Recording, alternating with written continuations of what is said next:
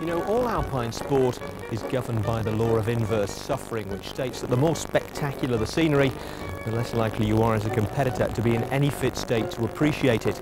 And on that basis, the 58 teams gathered here in Garmisch for the Cisco Euro Challenge are in for a nightmare weekend, because this bit of the Bavarian Alps is absolutely stunning.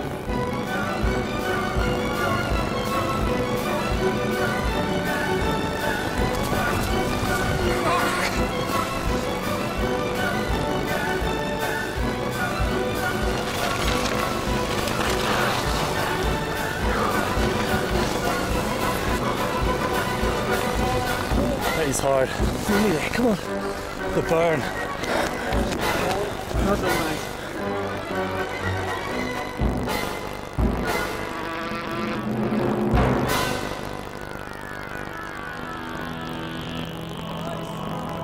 Stunning scenery and a stunningly hard first stage ahead of the competitors. But this is intelligent sport, and they're facing a lot more than just a foot race. Their brains are going to be as well tested as their lungs by the end of this event.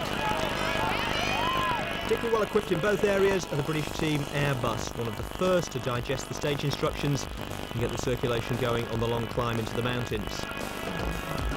Stage 1 is a kind of cross-country fantasy football, with competitors aiming to build the best team they can by collecting players from various checkpoints hidden in the mountains. We can get 2 for top edge. Highest value players, of course, must be found in the highest and hardest places to reach. So only the best teams have the chance of building a Champions League outfit in the 2.5-hour time limit. The Scania of Sweden are one of the few with the leg power to do it. They're all top-class orienteers, and they're showing more speed than the fast starters Airbus in the early stages.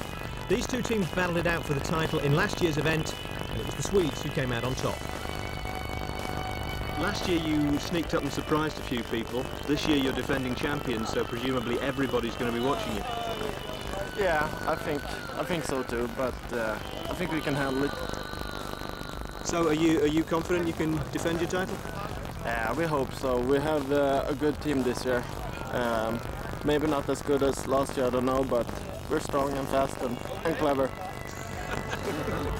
Clever maybe, but not too sharp to make a mistake in the first few minutes and take the wrong route up the mountain. Airbus are just a few steps behind, and they can learn from Scania's mistake here. Airbus are led by adventure racer Tom Gibbs, their unquestioned leader and master map reader, hoping not only to win this event, but also take the series at the World Team Challenge in Valencia later this year. We don't know too much about the other teams here, apart from some of the guys who competed last year, like Scania. So, I mean, they're the defending champions, so they've got to be favourites. But otherwise, I mean, we're going to give it a good go. Our main goal is to get the first British qualifying place, first of all, and then hopefully see if we can do a bit better than that. There's obviously the usual balance, isn't there, between the physical and the mental. The stages have all got an element of strategy or puzzle solving, etc. in them. There's nothing that's just like a straight orienteering course, which I think is probably good for us. Okay, when's your roll here, guys? Come on here. Yeah, okay. Okay, guys, cheers. First, then you got 1 half. 2-point penalty for being a clever dick. Other teams are less interested in spelling and selection. We don't want Beckham, do we? We're Bolton fans here.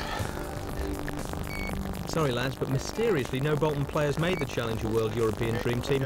However, Fujitsu, one of the top British outfits, are doing well, and a lot better than the Swedish orienteering Dream Team Scania, who are having a nightmare and only now recovering from their early mistake. Of course, the better the team you collect, the more time bonus you get knocked off your final stage time, and the defending champions have wasted valuable minutes here. We're pretty good at running and also good at running up and downhill, so our strategy on the first stage is we try to take all the bonuses. We go for them all, and we'll see when we get the map if we can make it or not. It's an ambitious strategy, and one that might now have to change as they climb higher into the hills.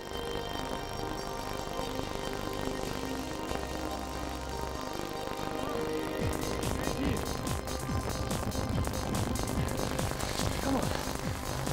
This is pain. Nearly there, come on. Oh. Come on, nearly there. Oh.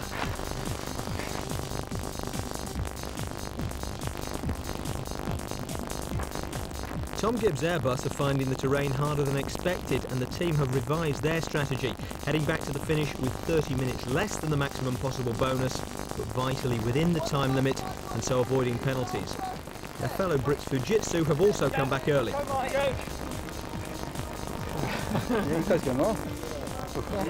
Going downhill all right. It's the uphill that's a bit of an issue. In with a pretty similar time to Airbus, how did you do for points? The same. That's a very satisfactory result, I think, because the Swedish boys are behind us. Yeah, but they might be going for all of them. In which case they'll fail. You don't think it's doable? I've no idea.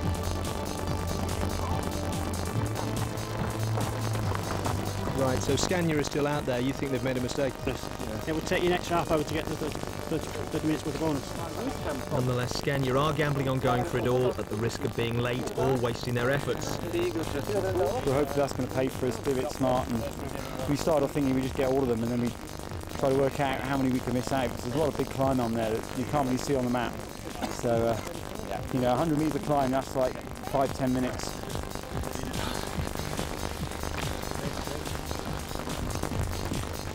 Yeah, they might do it. Yeah, might do it.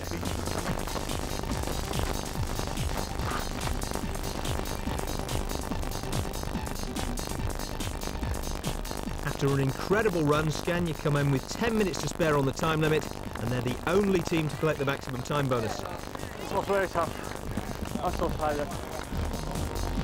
An impressive display, completely pointless. Collecting the last bonus gained them 30 minutes, but it took them just as long to get it, and with their early errors taken into account, they are only 4th after stage 1.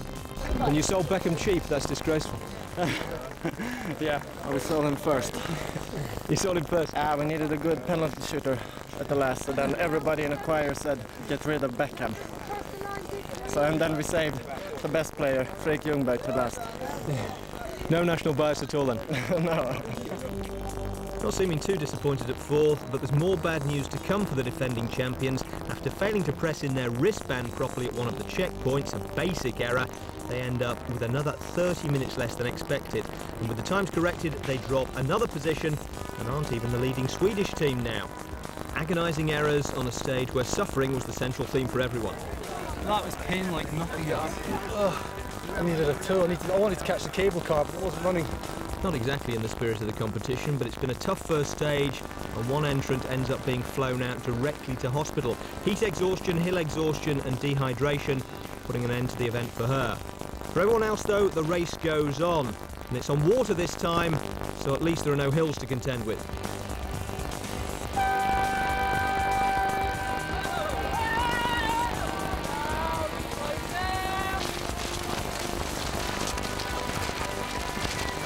This stage begins with a dash to the boats, interrupted only by a code-breaking session, a problem which must be cracked before teams can have a pass to collect their canoe.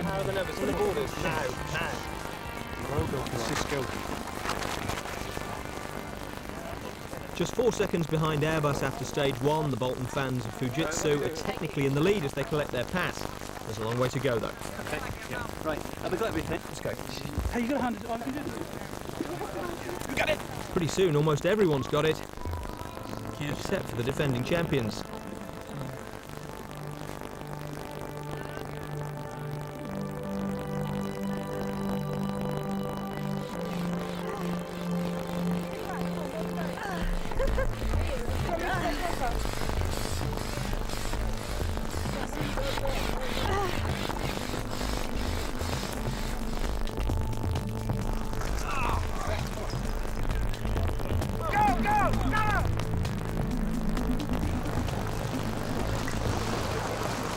Would have been a lot quicker for Scania if they'd realised the answer was a sponsor's logo written on one of the banners just a few feet in front of them.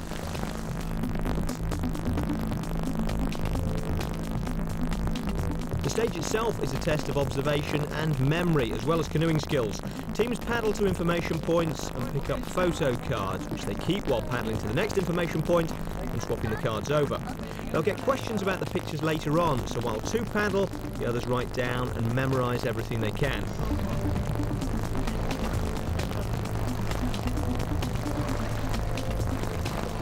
There's not a lot of time to do all this, so when you're done memorising, you lend a hand with the paddling, quite literally in the case of the event leader's Airbus. Others improvise ways of keeping the canoes going straight. After 90 minutes, the questions are handed out with just enough time to try and answer them before the run to the finish. What did the sign say at the bottom of the lower picture? Fresh parsley. Bottom of the lower picture. Fresh Italian parsley. No, French herbs. French herbs. French herbs. Fresh herbs. Herbs. How much did the fresh parsley cost? No, hold on. 50p. No, fresh Italian parsley. Hold on. Fresh parsley is 50p. Another one. Come on, another one. Come on.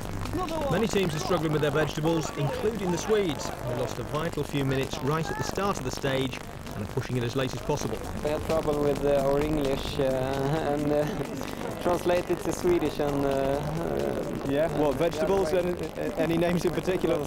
Things that aren't common to talk about. So it was a bit hard. Hard for everyone in all sorts of ways, and there's still another stage today.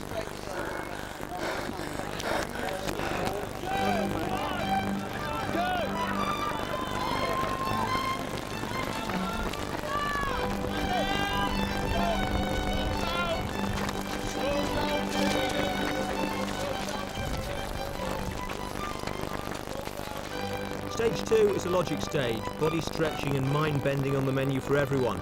Many of them, though, struggle to get to the puzzles, let alone answer them. Fortunately, you, the viewer, don't have to move a muscle to test your Challenger World potential, except perhaps for fetching a pen and paper. You've got around 10 minutes to find the missing letter in this sequence, which, by the way, will have a huge bearing on the final winner of the event. Airbus will have to solve it too if they want to make the best of the gap they've opened up on their rivals Fujitsu. For that stage, we needed our brains man, and he's the one we've left out.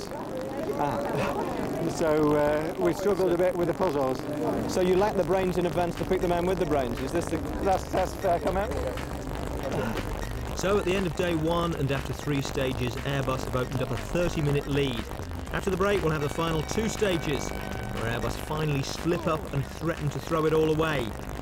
Things are about to get a lot tougher for the leaders, tying themselves up in knots and creating a situation they'll have to disentangle themselves from in a downhill race against Fujitsu and the resurgent reigning champion Scania, all the way to the finish at the Olympic Stadium in Garmisch, the final dive for the line.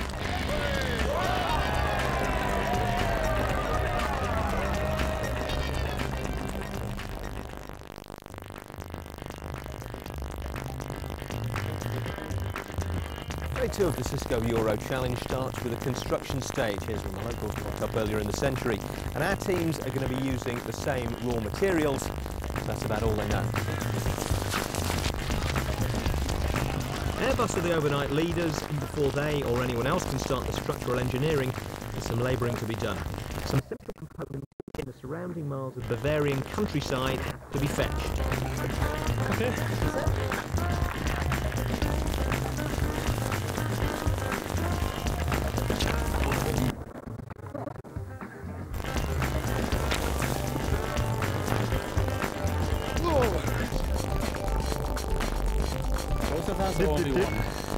Is that it? Yeah, that's perfect. Thank you, Grace. The 56 teams down to work then, with reigning champion Scania having more than an hour to make up on the leaders in the last 2 stages.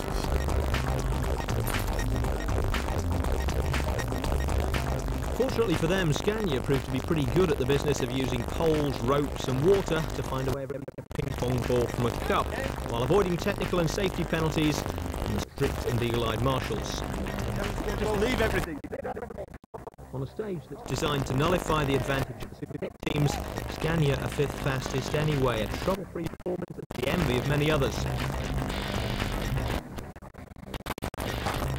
Quite soon there's a fair bit of frustration in the air.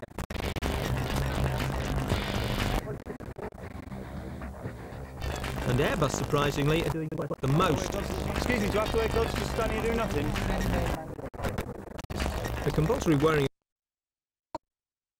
15-minute penalties for any infractions. It's easy to forget when things get difficult and the teamwork starts to get a little heated. Tie it on. Tie it on. Tie it on. Tie it on. You're going to have slack in the middle now. This is a nightmare.